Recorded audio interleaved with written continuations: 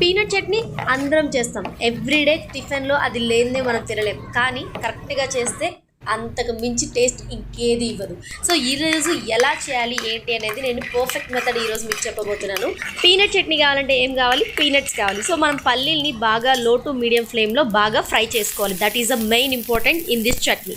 ఆ తర్వాత పచ్చిమిర్చి వచ్చేసి ఒక 10 తీసుకొని మనము బాగా మార్చినట్టు కాకుండా కొంచెం కరపచ్చిగా అనేది మనం బాగా ఫ్రై చేసుకోవాలి. సో ఇలా ఫ్రై చేసుకోవడం వల్ల ఏమవుతుందంటే చట్నీకి చాలా మంచి టేస్ట్ ఇస్తుంది. అలాగే బాగా ఫ్రై అయినా కూడా మనకి పచ్చిమిర్చి ఘాట్ అనేది లాస్ అయింది. సో ఇలా మనం పర్ఫెక్ట్గా చేసుకోవాలి.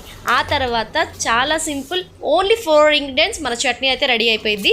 జస్ట్ జీలకర్ర 1/2 స్పూన్ వేయండి. అట్ ద సేమ్ టైం ఉప్పు 1.5 స్పూన్ వేయండి. నాకైతే 1.5 స్పూన్ అయితే సరిగ్గా సరిపోతుంది ఉప్పు. ఆ తర్వాత కొంచెం అంత చింతపండు, ఎక్కువ కూడా అవసరం లేదు, జస్ట్ కొంచెం అంత చింతపండు తీసుకోవాలి. సో దానిలోనే మనము 2 to 3 గార్లిక్ వేసుకొని బాగా కొంచెం వాటర్ పోసి బాగా మెత్తగా చట్నీ అనేది తయారు చేసుకోవాలి. మీకు ఇందులో ఇష్టమైతే తాలింపు వేసుకోవచ్చు, లేదు అంటే మాత్రం ఇలా తిన్నా కూడా చాలా చాలా చాలా టేస్టీగా ఉంటుంది. ఇడ్లీలో బాగుంటుంది, అట్ ద సేమ్ టైం దోశలో అయితే ఇంకా ఎమ్మీగా ఉంటుంది. నాకైతే దోశ చాలా ఇష్టం. మీకు ఏమి ఇష్టమో కామెంట్ చేయండి.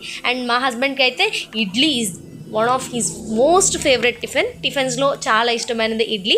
సో అలాగే మీకు దోశ ఇష్టమా, ఇడ్లీ ఇష్టమా, కామెంట్లో చెప్పండి. Thank you so much for watching.